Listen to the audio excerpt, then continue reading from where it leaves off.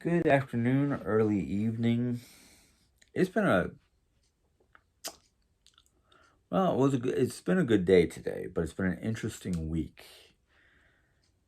between hard long hours at work and frustrations dealing with various different situations around here. Um, Monday and Tuesday, everybody seemed to be a little out of it, worse for wear, basically. I mean, between me and Jerry with lack of sleep, mom with her minor aches and pains, that and the fact of her cat waking her up. It's one thing, it's like, yeah, I love cats and whatnot until they get in my face at 4 o'clock in the morning trying to wake me up. It's like, get that out of here. Um, but today, Jerry and mom are feeling good. I'm not as exhausted as I was yesterday, but today I'm feeling I'm hurting a little bit, especially my hands. My hands are really sore lately, especially my right hand around the thumb area, my left hand around the wrist. And I don't know if that's the way I've been sleeping or using my hands to help Jerry Ann up and down and whatever else. But I've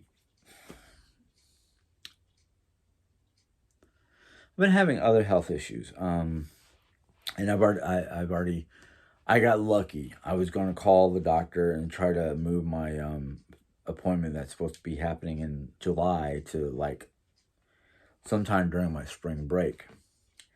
And yesterday, because I was like, if my hand hurts tomorrow when I get home, I'm calling the doctors to see if I need to do some sort of exam to see if it's carpal tunnel, which I highly doubt, or some sort of arthritic, or maybe I pulled something out of whack. I don't know. But yesterday, or not yesterday, was it Tuesday? Was it Monday or Tuesday? Well, so the last couple of days, the last 2 or 3 days, I got a call from my doctor's office. And at first I didn't recognize the number, and then when I realized it was a Rolla number, and I saw their message on my phone, I was like, oh, yeah, let me call them back. So I called them back, and what they were trying to do was they're calling to set up an appointment for a colonoscopy. I'm like, yay, finally. And they were the secretary who was asking all the questions and whatnot, asking me certain questions, and I went, wait a minute. Yeah, I've had some, pain in my left upper bicep region and down my arm to my elbow. And it usually happens when I'm stressed. Like I'm really, really stressed out. And my blood pressure is going up and my heart rate's going up, but my pulse ox has been, up there in the green level, basically, up in the 90s, almost 100%, like 98, I think, the last time I checked. And she goes, okay, let me put this down as notice, note, blah, blah, blah. And she said, hold on 1 second. And she made a quick phone call while I was on hold. And then after she got done with the phone call, got back on with me and said, okay, we're going to set you up for the Monday the 28th to come in to do EKG and whatnot to make sure everything's okay, because if things aren't good, we cannot do the colonoscopy because of how what you're going to have to go through before and during colonoscopy. And I went, okay. And she goes, I'll have that information that Monday afternoon after your EKG, and we'll tell you what to do to move further on. So basically, right now, I have Monday the 20th to do an EKG to make sure I'm not like having heart issues. And then she said if everything's good, she's gonna send me via the portal instructions on what to do on Thursday before Friday's colonoscopy. And I was like, okay, well, can you give me like a basic idea so I know what I'm kind of doing? She goes, well, in the paperwork, will tell you to go pick up a certain kind of liquid medication or drug, um, and some Gatorade. And I just went, what? And after I got done talking to the lady, I told Jerry, I said, I don't know what kind of medication it is, but she said Gatorade, to drink lots of Gatorade on Thursday while I'm taking this medication. Jerry goes, yeah, because the medication is going to literally help you empty your bowels. And I'm just like, what? And she tried to describe to me what a colonoscopy was, and I went, no, no, no, no. They can have me drink barium, they can have me drink radioactive whatever and put me in a machine and scan me, but no, that's a part of my anatomy nobody goes around, nobody goes near. I don't even want, no. Nope, nope. So I'm just like, now I know why they want to make sure I'm healthy, because if it stresses me out too much and my heart's got a problem, yeah, I could have a heart attack or stroke or something like that. And I'm like, I've already had Bell's palsy once on the left side of my face.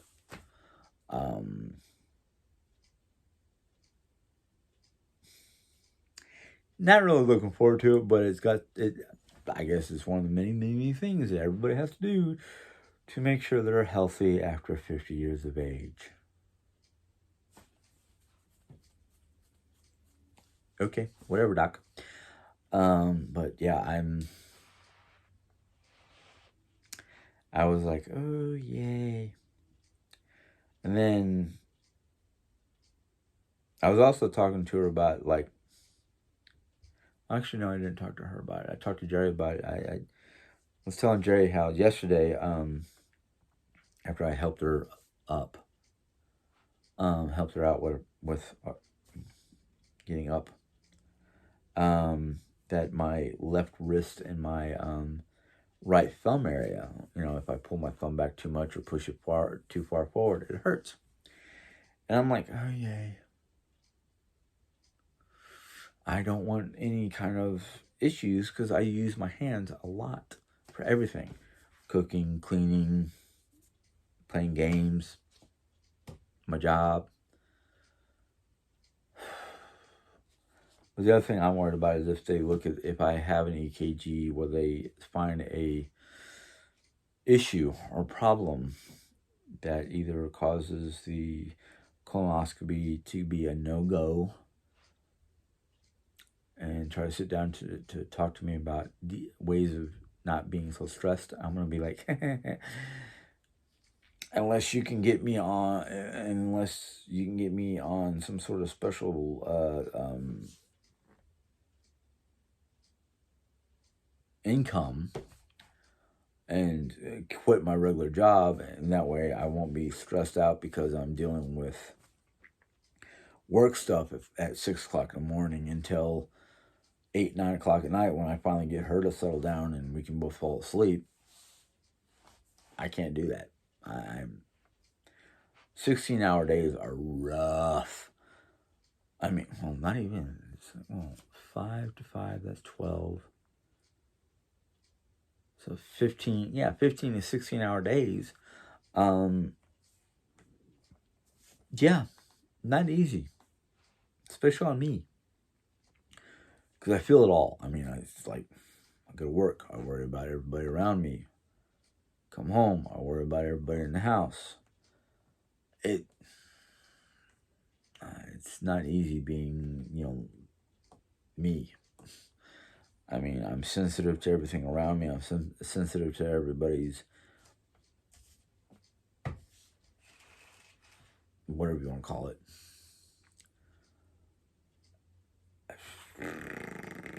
just who I am. I mean, now that I know the people I'm descended from, I can understand why I am the way I am. Because, like, this is my family. They're an extension, or sort of my family, because I spend a lot of time with them. So it's like the old, I consider you friend, I consider you family. You're basically under my protection until I can't protect you no more, type of situation. That's the way my father was. It's the way I am. Don't even know what kind of way my dad's father was. But that's just I've been that way since I was a kid. Like, very protective of my family, very protective of people I consider my friends. You know, that's why I think that's why for a 10, 10 year period, I wanted to be like a hermit, secluded, left alone, out in the woods. Nobody can bug me. Because just certain people at certain ages would rather, use and abuse you because of who you are. And I just didn't want that kind of a treatment. I already dealt with some people who treated me like that. And I just didn't want it. I didn't want to deal with it. That's why had become so much of a recluse. I just didn't want to deal with it.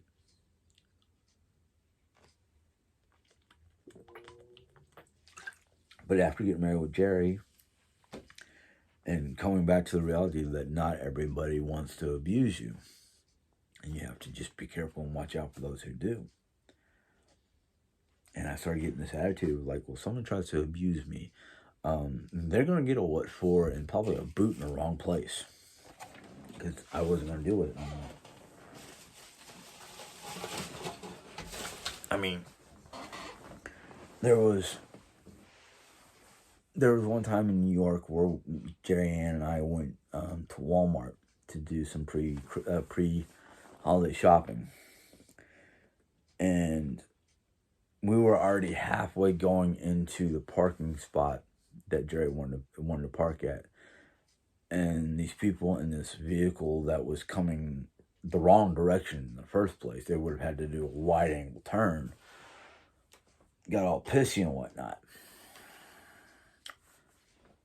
And I just went, we were already here. You're coming out of nowhere, heading in the wrong direction. And, they didn't really say much more. And I'm usually not one to get mad at people just because of their skin color. But, not to be mean, but they were African American, and I'm not saying that their African American people are always rude or whatnot or obnoxious, but it seems like the city people in general, not just the African American people, but city people in general can be obnoxious. Well, while we were in the store, and I reckon I mentally took a picture of their vehicle, but we came out of the store with our bags and whatnot, and on the back window of our minivan was something very derogatory about my wife being a fat ass. Well, I was kind of like, oh, really? And I just wrote underneath there, yo, Cuddle, you're black. And I walked over to their car and put it on their vehicle. It was probably about the closest thing I got into being, ready to sit on their car going, you call my wife fat, I was just like, no. I want to be rude because of the fact that we got to that spot before they did, and they were coming from the wrong direction anyhow. No, that's just not going to fly in my book. But I'm glad we got out of New York for a lot of different reasons. But I'm starting to think that coming to Missouri was a bad idea, not because of the factor of what's happening here as of late, but because of just the attitude around here is just like, oh my God, take the freaking blinders off. And this has nothing to do with politics. Well, it is kind of to do with politics, but it's not. I'm not going to be biased towards President Biden, but so many people around here are getting, I think they were getting hoodwinked by their, support of Trump. And I'm kind of like, dude, you guys don't know Trump's history. I've lived around an area of this country where Trump's bad business dealings and just bad attitude towards people who don't jump in line with him. It's just, no.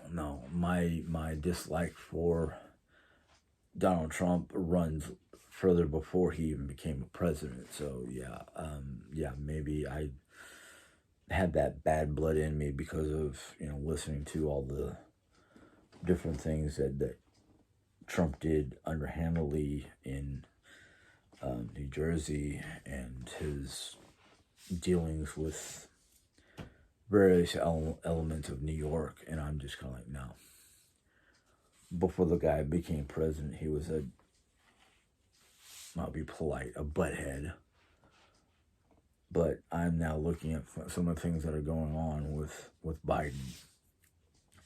And I'm just like, either way you look at it, I mean, both sides of the coin is got issues. One side might be more bent and dented and whatnot, but the other side is dirty as all get out. And that's all I'm going to say about politics because, I was talking to one of my coworkers today at work, and we were talking about, different things going on in different parts of the world. But I was talking about how I've been getting a lot of Indeed job offers for Scotland and Ireland.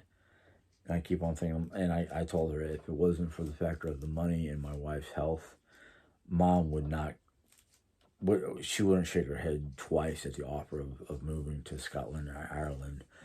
Jerry, on the other hand, she might be willing to go to either place, but she would be a little saddened by the factor that her family could not or would not be able to visit because all but one will take a plane to wherever they want to go. One of them, my sister Alicia, is not exactly a plane person. So for them to come to visit us, not only would they have to get visas for those places, but they would have to, fly by plane unless they can find and afford a cruise line that would take them from New York to Greenland to Iceland and then down into Scotland or Britain, and we can just pick them up in the London area or wherever the boat comes to, whether it's Scotland or Northern Scotland or London, because I don't know of any other places in the UK area, that has ocean liner ports. That's mostly because I'm not familiar with a lot of their coastal cities. I read up a whole lot about different parts of Ireland and Scotland, especially Dublin and Edinburgh and London. Those are the three major cities that I have read up about. But I was joking. I was like, man, if somebody offered me a job in either Scotland, Ireland, or anywhere in the UK, basically, offered me the job, offered to pay to get me over there, and set me up with a simple house for the three of us, I would be like, give me the ticket, give me the people I need to contact to move my stuff over there. I'm done. This country, unfortunately, is so saddening and so just the hoops that people like Jerry Ann have to jump through in certain states just to get Social Security benefits because of their health is aggravating as all get out. Because it's like, wait a minute, why does Social Security need to know my income when we're focused on Jerry's health? It has nothing to do with me. It has to do with getting her the assistance and the whatever she needs to stay healthy.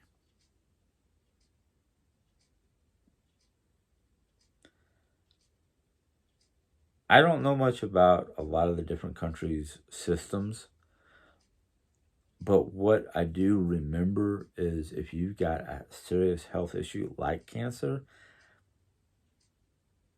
they're not waiting for paperwork. are waiting for a third party to give them information.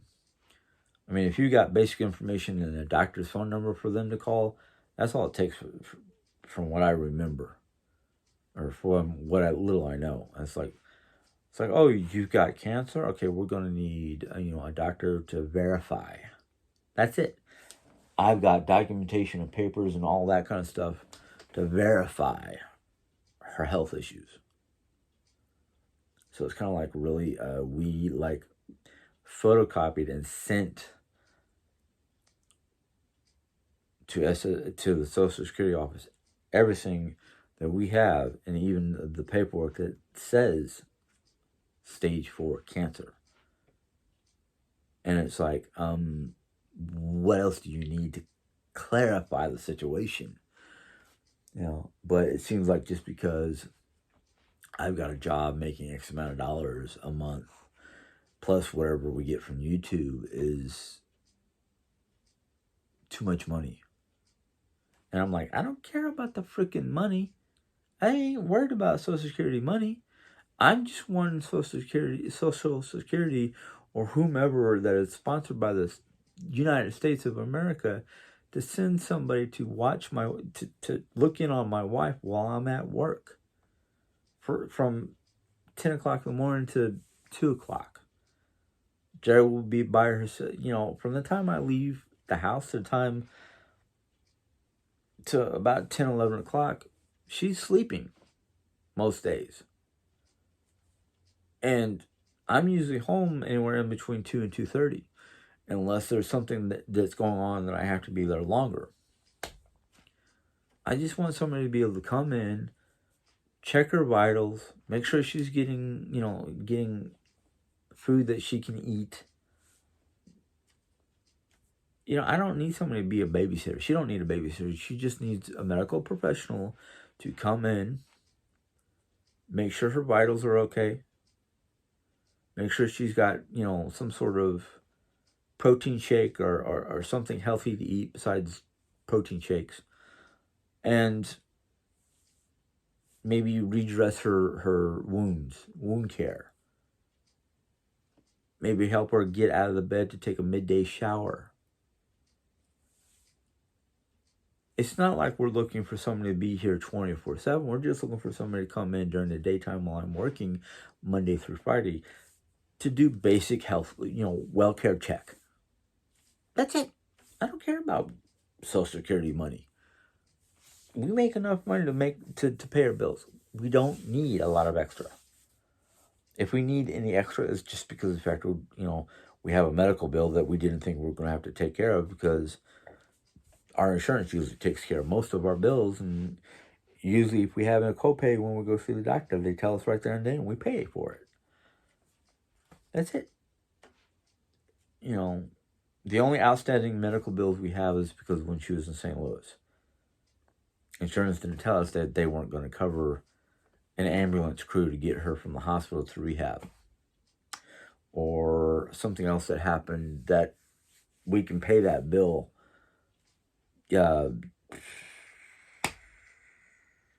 Should be able to pay that bill the 21st, because that's when our YouTube money comes in.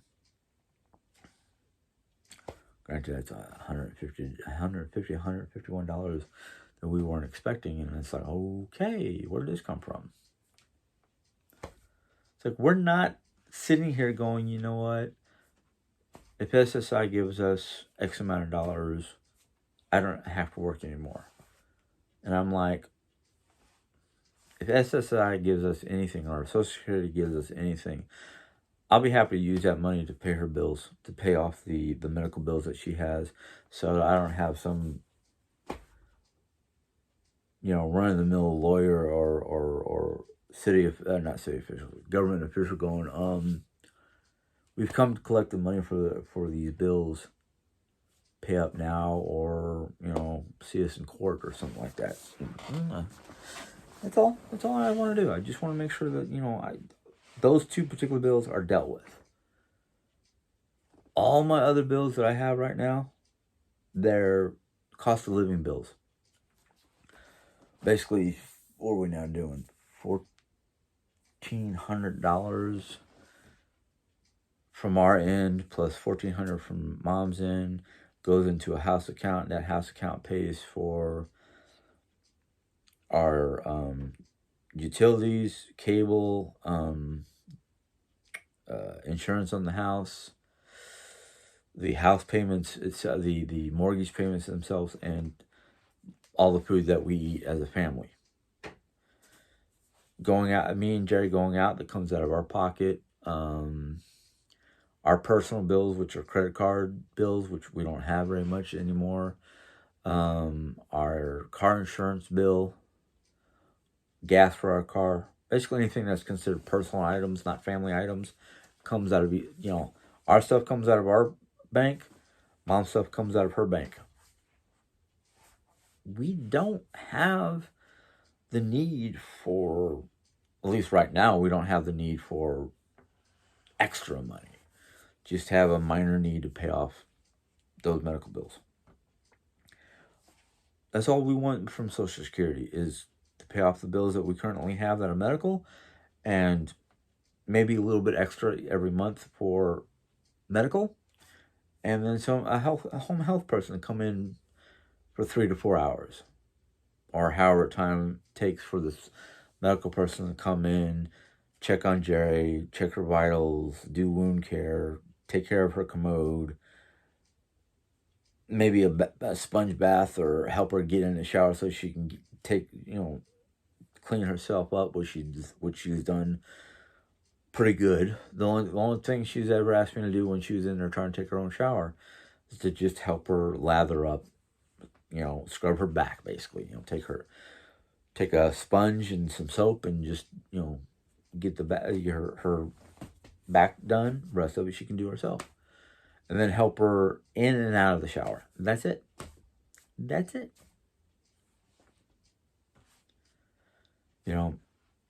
Anything like changing the bed and doing the laundry or anything like that, well, if that's part of the contract or part of the agreement, so be it. If not, that's fine. I do it. Did it yesterday. I need to do it again either tomorrow. Probably tomorrow, because I know she has an appointment in the morning or afternoon time, and I don't have to. I'm off for the next 4 days. Yay, 4-day weekend. Thanks to our school. Our college, was originally established by Irish immigrant miners, so it was a school of mines, and their patron, I think that's right, is St. Patrick, the saint of miners, basically, in Ireland. And because they do a lot of different activities through the weekend, I don't have to work this weekend, next 4 days. Well, except for Friday. I was asked if I can come and help with catering for a catered event Friday, and I said, sure, what time? And they said 1 to 8, maybe come in a little earlier, just in case, if we need you. And I was like, well, if you need me, call me. I'll come in at 1 unless you call me. So like, okay. So we'll see what happens. But,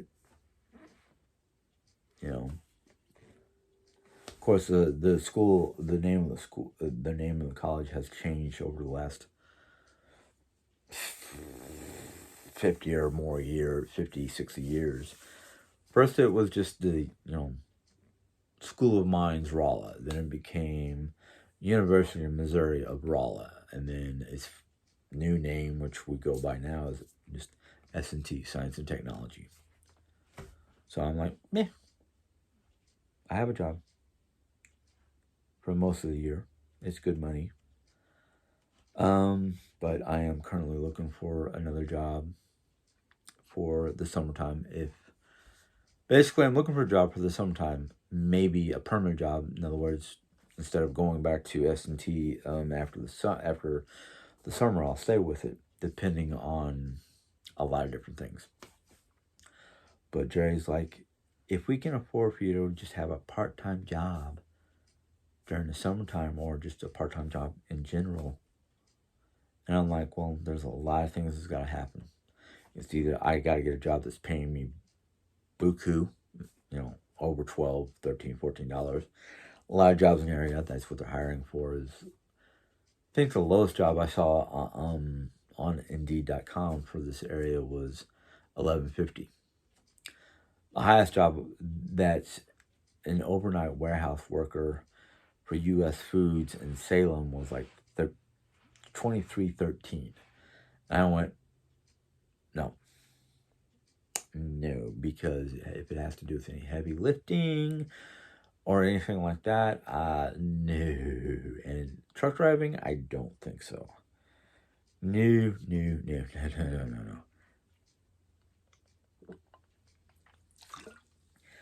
Sounds nice, but I don't think my body could handle it anymore.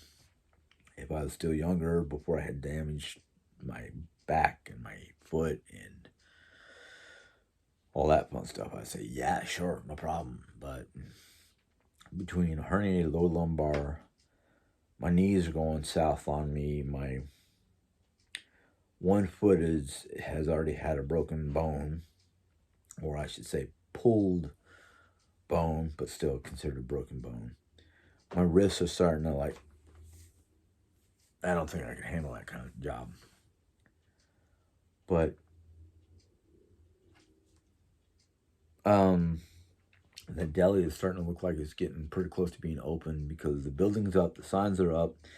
They're still working on the driveway, the paved area. So I'm gonna start looking closely to see if they're gonna start posting openings, because I'm like, deli. Let's see here. I have a total of almost 21 years of deli work between New York and here. But just deli work in New York is probably going to be one of those, wait a minute, he was doing delis in New York? He can handle a crowd. Let's see. Let's offer him a job. But I think the only thing I would not do for any job after having my taste of it is management. After being close to being an assistant manager at Dickey's and being an overnight manager at Burger King in St. James, and being on the cusp of becoming a shift lead at Taco Bell, if not higher, I've seen what some of the managers deal with around here, and I'm like, I'm pretty sure I could handle it, but I just don't want to have to be put in a position where I have to be the deciding factor of who gets to work and who gets to go home type situation, or who's getting hired and who's getting fired. Let's just put it this way. I am about 90% sure that if I became a manager for any store or any business, about 40% of the people would like me, and the other 60% would be not so happy with me, because I got this rule of thumb when it comes to business, especially food business. If you got time to lean, you got time to clean. And if you don't want to clean, there's the door. Don't let it hit you on the way out, because if I have to remind somebody to clean or basically assign them things to do and they don't want to do it, I'll be like, well, you got a choice. Either find somebody to do it for you or trade jobs, or do it. And if you don't want to do it and you refuse to do it, well, I'm your manager, so see ya. You'll be, actually, I'll give them the 1, 2, 3. I'll give them a verbal warning, a written warning, and the third one is basically termination. And the termination factor would be, either A, did not want to do his job, or been reprimanded too many times to do a job, or just blatant rebellion, trying to, see how far I'll go before push comes to shove. I mean, most of the people I've worked with in the past, because of my own work ethic and the fact that I don't ask people to do stuff just because I don't want to do it or I don't feel like doing it. I mean, I'm willing to do jobs, but and I've got the attitude is like, I don't ask you to do something I ain't willing to do myself, but because I'm the manager, I don't have to. I have the power to basically ask you guys to do it. And the only reason why I ask people to do their jobs is because it's character building. And if you don't want this kind of, if you don't want work ethical character building, then why do I have you in my store? You know, that in effect, if you do too many, I'll go by the regulations. You do too many no show, no calls. 1, 2, 3, bye. Um, Coming into work either drunk or smelling like marijuana or acting like you're high, that's an automatic termination in most jobs. And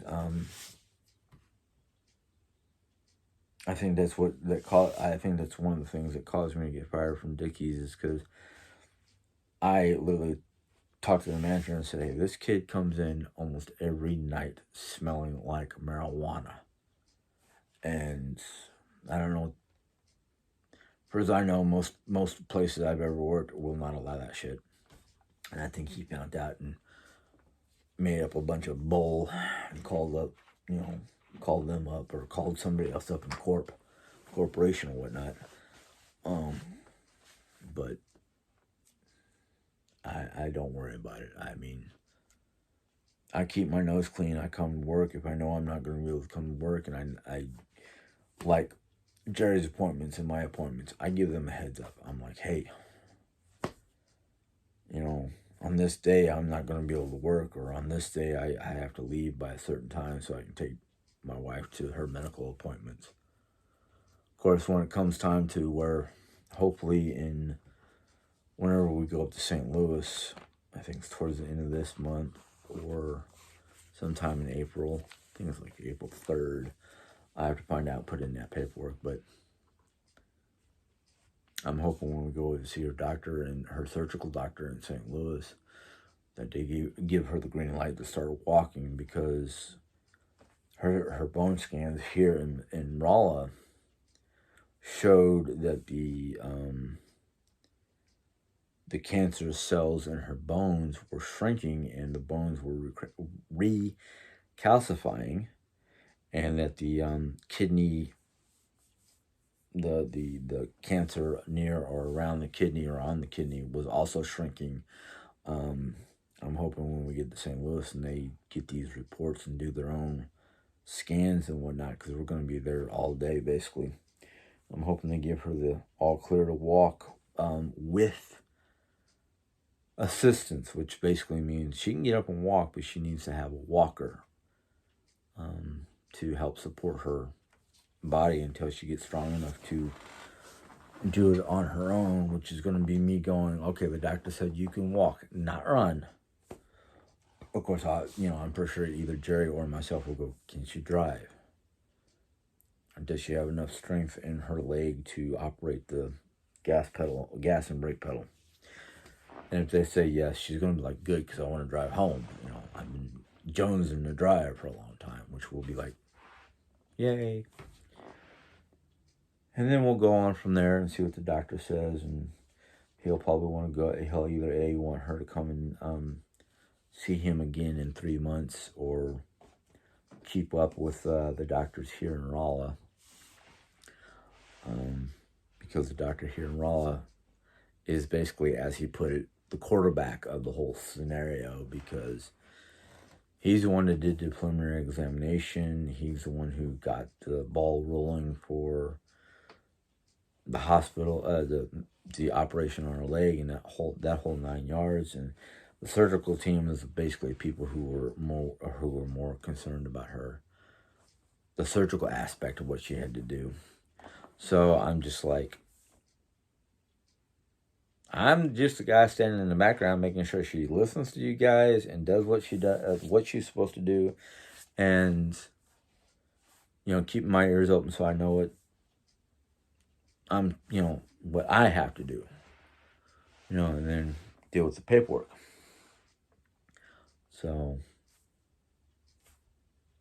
but everybody's spirits are doing good. Jerry has some aches and pains, which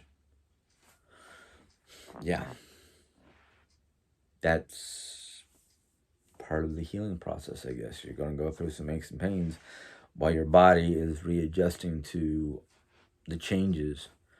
Granted, right now everything looks like positive changes, so there's no like, oh, it's all negative. No, no, no. It's actually positive now. I mean, like I said, the bone cancer cells are shrinking, and the bone area that was softened by the cancer cells are recalcifying, so they're becoming strong and hard again. So I'm pleased with that factor.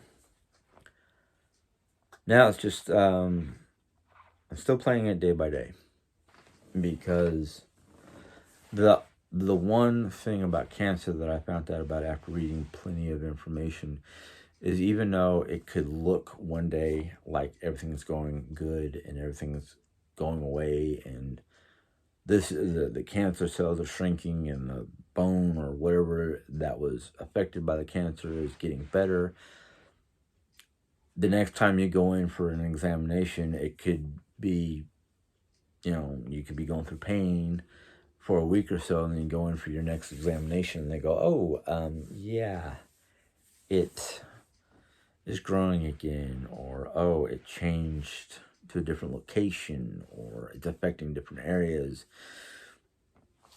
God only knows.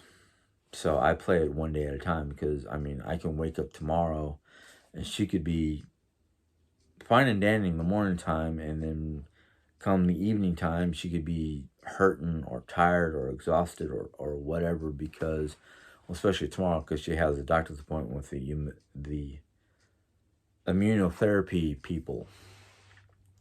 So I'm like, okay, today's a new day. Let's see how it's going to turn out. We're not going to be looking for negative. We're not going to be looking for positive. We're going to be hoping for positive, but we're not going to hold our breath, because, Jerry's body could decide to, go one direction or the other. Who knows? I mean, I pray every day that it goes in a positive direction and things keep on healing. But like I said, it really depends on a whole lot of different factors that I don't even know about.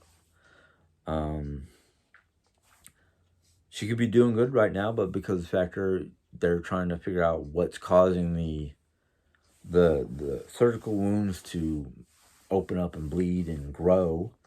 They're same with the shoulder issue with the rash and whatever. They don't know if it's the chemo pill, the Cabometyx pill, or the immunotherapy stuff, or what. So hoping tomorrow we figure out what exactly, because her lips, they were getting better, then all of a sudden they started getting bad again, and I'm just kind of like, okay, maybe it's the immunotherapy. Maybe they need to stop the immunotherapy for 2 weeks and put her back on the Cabometyx or something like that. I don't know. These are things that the doctors don't even know, because every person is different. Every person reacts differently to the medication or the procedures or things like that. I mean, I look back at my theory, my history, going, yeah, I can understand that, because, I mean, as a teenager, I was going through a lot of serious issues with manic depression, with suicidal tendencies, with minor homicidal desires, and they had me on one medication that they realized right off the bat was not affecting me one iota, and then they switched me over to a different medication, which they saw that it was doing good, and then it started going down to where it wasn't doing good, so they increased the quantity of the medication, and got to a point where they looked at my blood screening and said, we have to take you off all this medication because the toxins in your body could be lethal. And I just kind of went, whatever, because I didn't care back then. Now I'm seeking, I think I'm getting to the point where it's like I need to either have a better doctor instead of somebody who's just going to try to talk me through stuff. Maybe a doctor who can possibly prescribe something. I mean, my mainstream doctor prescribed a anti-anxiety medication, but I think I need to see an actual, not a therapist, but a psychologist, or what are the title of the doctor that, you know, talks to you and sees how you're doing and writes his little notes and then goes, oh, well, we're going to try this prescription and see how it affects you. Like I have a prescription right now. I can't remember what it's for. I think it's anti-anxiety medication. The doctor said, take this in the morning for a short period of time. If you feel exhausted during the daytime, take it at night. And I'm like, okay, take it at night. And I still feel exhausted during the daytime. So it's kind of like, you know, but I feel that the anti-anxiety medication is working for me, except that I'm worried about the exhausting aspect. I don't know if that's because it says may cause drowsiness, do not operate machinery or drive a vehicle, blah, blah, blah. And that's why I take it at night, because like, I ain't going to be doing nothing at night except for sleeping. But yeah, I think I need to, I need to look for somebody other than just a therapist. I need a actual psychiatrist, I think. So I gotta sit down over my 4-day weekend and get on my computer, go to my insurance company and look for a psychiatrist, an eye doctor, and a dentist. So I can get this shit worked on. But anyhow, I have talked for almost 50 minutes, and I am sorry.